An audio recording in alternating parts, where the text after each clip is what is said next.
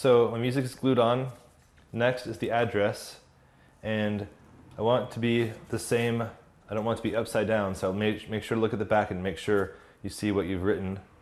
So the address is going to go in this blank space here on the sky of the picture, and I'm going to glue it right in the center just for ease, so it can be seen easily through the transparent vellum envelope I'm using. Again, you don't want to overkill and have glue squirting out the edges, so just enough to lightly cover everything. Again, the corners and the center are the most important, so the edges don't come up, which should be good. Put the cap back on tight and ready to affix.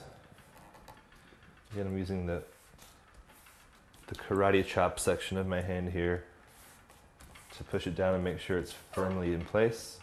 Now that it is, I'm going to use the same pen I used for the letter to write her address. And let's see.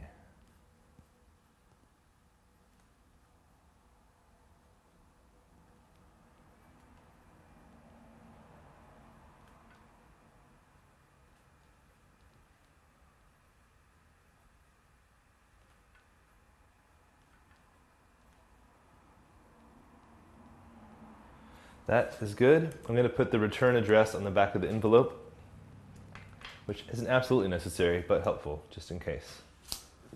And